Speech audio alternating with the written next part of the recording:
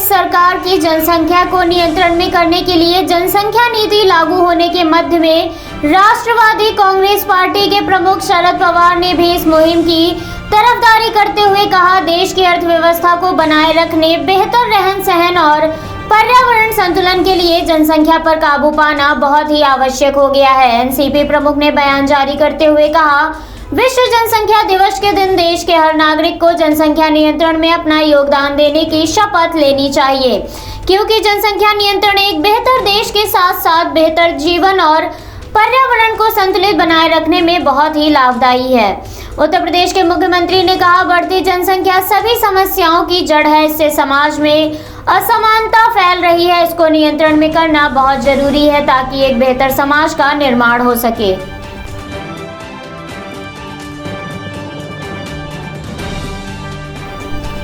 उत्तर प्रदेश में हुए ब्लॉक प्रमुख चुनाव में जबरदस्त हिंसा की गई थी, जिसके बाद विपक्ष की घेराबंदी तोड़ने के लिए प्रदेश सरकार ने अब हिंसा करने वालों के विरुद्ध कार्रवाई करते हुए अलग अलग जिलों में 900 से अधिक बवालियों के खिलाफ मुकदमा दर्ज कर करीब 60 लोगों को गिरफ्तार कर लिया है। लखीमपुर खीरी में सपा प्रत्याशी की प्रस्तावक से बदतमीजी करने के मामले में भाजपा सांसद रेखा वर्मा के प्रतिनिधि को गिरफ्तार कर लिया गया है। इसके साथ ही इटावा के बड़पुरा में एएसपी सिटी प्रशांत को थप्पड़ मारने वाले की पहचान कर ली गई है और उसकी तलाश में छापेमारी की जा रही है।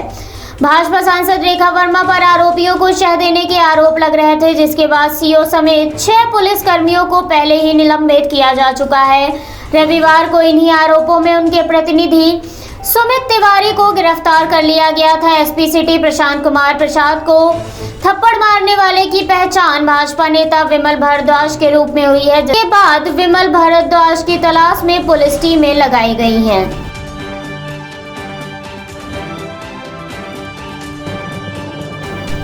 कोरोना काल में ओडिशा के पुरी और गुजरात के अहमदाबाद में आज भगवान जगन्नाथ की यात्रा निकाली गई। महामारी के खतरे के मद्देनजर रखते हुए इस बार यात्रा में श्रद्धालुओं को उपस्थित होने की अनुमति नहीं दी गई है। इस बार यात्रा में केवल मंदिर परिसर से जुड़े लोग और कुछ अन्य लोगों को ही उपस्थित होने की अनुमति दी गई है। जगन्नाथ यात्रा के इस शुभ अवसर पर राष्ट्रपति, उपराष्ट्रपति और प्रधानमंत्री समेत कई नेताओं ने देशवासियों को शुभकामनाएं दी हैं। इतना ही नहीं बल्कि केंद्रीय गृह मंत्री अहमदाबाद में रथ यात्रा से पहले मंगला आरती में शामिल भी हुए। इस वर्ष कोविड प्रोटोकॉल्स का पालन करते हुए सुप्रीम कोर्ट के निर्देशानुसार रथ यात्रा केवल पुरी में सीमित दायरे में ही निकाली जाएगी।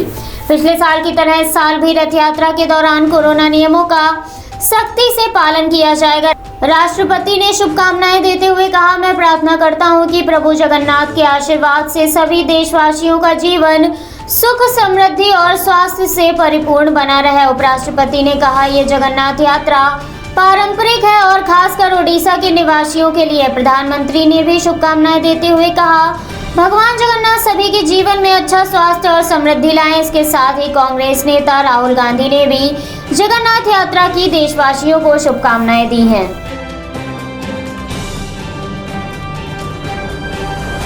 कोरोना की तीसरी लहर के खतरे को देखते हुए सरकार द्वारा विभिन्न कदम उठाए जा रहे हैं ताकि लोगों को तीसरी लहर से बचाया जा सके, जिसके लिए सरकार स्तनपान कराने वाली माताओं और गर्भवती महिलाओं के बाद अब बच्चों के टीकाकरण करने की योजना बना रही है। इस कड़ी में 12 से 18 साल के बच्चों का टीकाकरण किया जाएगा। बच्चों का दूसरे चरण का टीकाकरण सितंबर महीने के बाद से शुरू हो जाएगा। केंद्रीय स्वास्थ्य मंत्रालय के एक वरिष्ठ अधिकारी के अनुसार टीकाकरण में बच्चों को भी शामिल करने की योजना बन चुकी है। वैक्सीन को आपात इस्तेमाल की अनुमति मिलने के बाद वयस्कों के साथ 12 साल के बच्चों को वैक्सीन मिलेगी। आपात इस्तेमाल की अनुमति मिलने के बाद ही राज्यों को दिशा निर्देश जारी किए जाएंगे।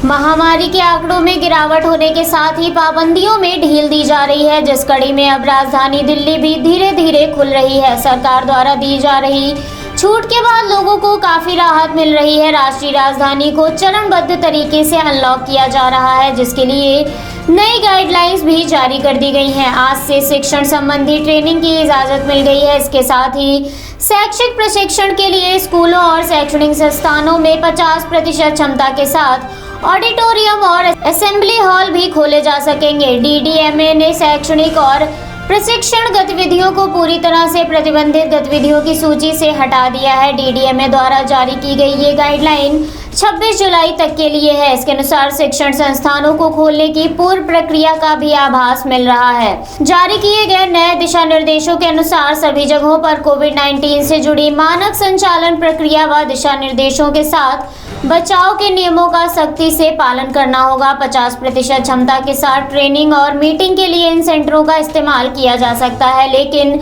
स्कूलों में छात्रों को बुलाकर पढ़ाने की अभी इजाजत नहीं होगी।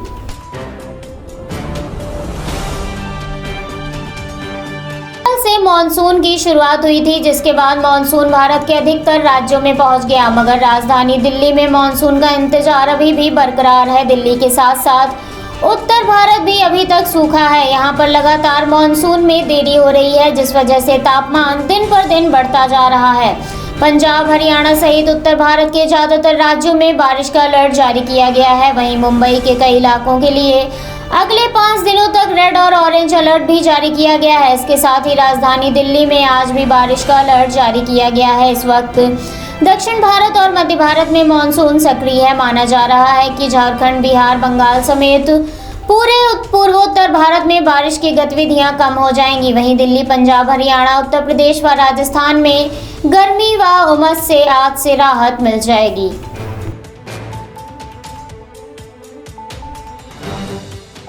देश में कोरोना महामारी के साथ साथ ब्लैक फंगस का कहर भी जारी है। गौरतलब है, महामारी से रिकवर होने वाले मरीजों में ब्लैक फंगस पाया जा रहा है। ऐसे सैकड़ों मरीज हैं जिन्होंने कोरोना वायरस को मात दे दी, लेकिन ब्लैक फंगस से जिंदगी की जंग हार गए। कर्नाटक में कोरोना संक्रमण से स्वस्थ होने के बाद ब्लैक फंगस से ग्रस्त होने के कारण अब तक 303 लोगों की मौत हो चुकी है, जिनसे 34% मामले राज्य की राजधानी बेंगलुरु से सामने आए हैं। इस संख्या में लोगों को ग्रस्त करने के कारण इससे देश में महामारी रोग अधिनियम के तहत महामारी घोषित किया गया था। ब्लैक फंगस के साथ साथ व्हाइट, ग्रीन और येलो फंगस के मामले भी सामने आए, जिससे ग्रस्त होकर कई लोगों ने अपनी जान गंवाई है।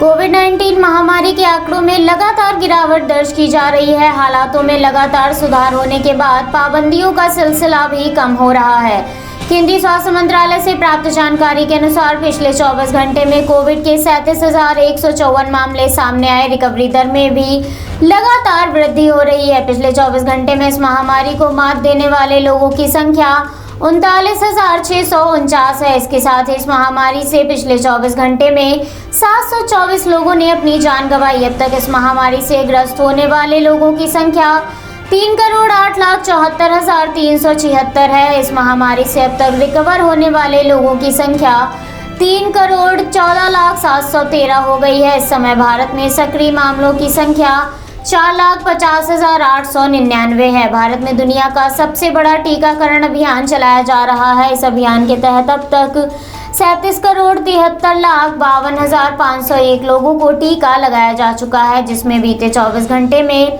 12,35,287 लोगों का टीकाकरण किया गया।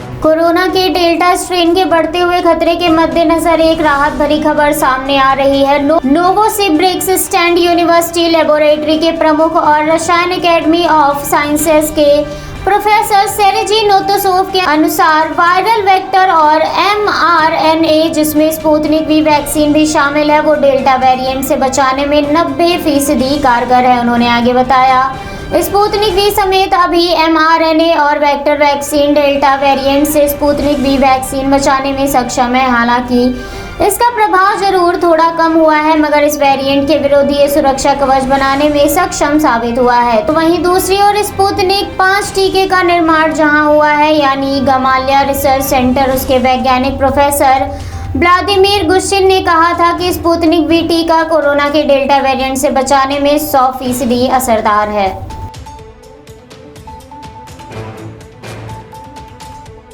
भारत में इस समय दुनिया का सबसे बड़ा टीकाकरण अभियान चल रहा है, मगर टीके की कमी के कारण टीकाकरण अभियान में बाधा उत्पन्न हो रही है। ऐसा ही कुछ राजधानी दिल्ली में देखने को मिला। दिल्ली में एक बार फिर से वैक्सीन की किल्लत सामने आ रही है। दिल्ली में कोविशील्ड वैक्सीन का स्टॉक खत्म हो चुका है, इसलिए आज वैक्सीन लगवाने के लिए जाने वाले लोगों को काफी परेशानी का सामना करना पड़ा है।